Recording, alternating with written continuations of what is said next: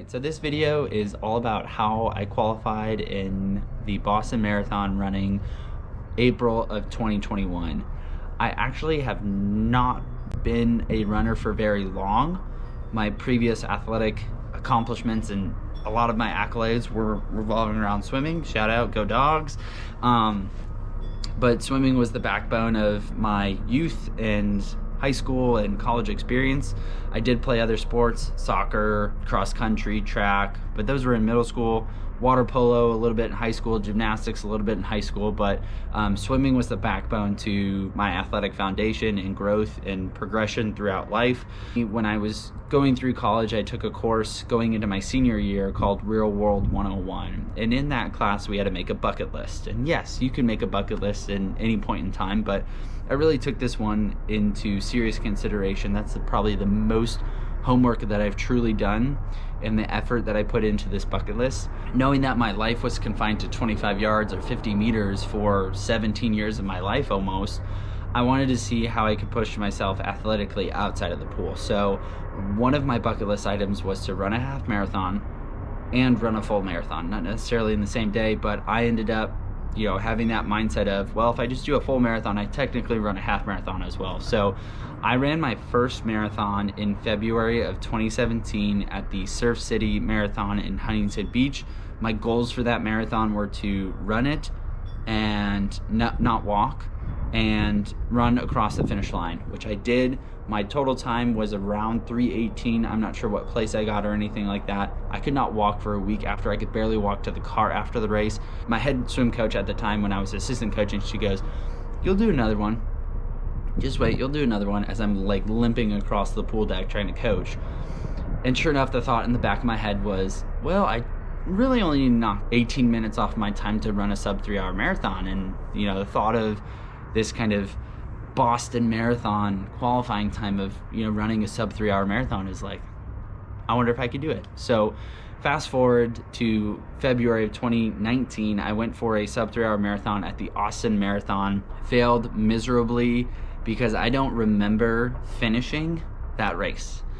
At mile 22, I don't really remember because I went out a little bit too fast. It's a very hilly course, a little bit of inclines, and it doesn't flatten out until like 19 or 21.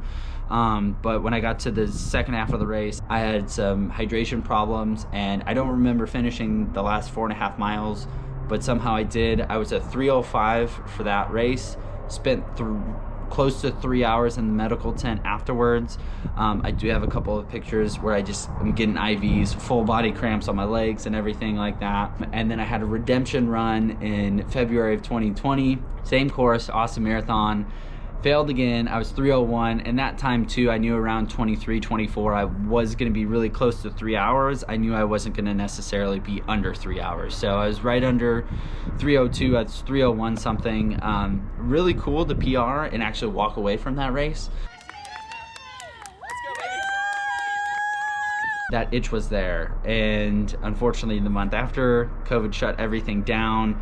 I had received acceptances into the Chicago Marathon, that got canceled. I got an acceptance into kind of smaller market marathon here in Central Texas. That got canceled 3 weeks before I was supposed to run it. And so in March of 2021, I ended up signing up for the Woodlands Marathon out in Woodlands, Texas. Beautiful day for the race. I was a little nervous, but I was like excited how nervous I was because this was my first race in almost a full year, and I'd gone through 2 other marathon training preps before that. This was one of the few races in early 2021 that was actually happening, so I had a small window of opportunity. I knew at mile 16 I was going to be under 3 hours. Like, I just had this gut feeling. My pacing was on point. I kind of shut it down after 19 and 20. 2:58 on the watch. It was unreal seeing the finish line and had a 2 in front of it and just running across.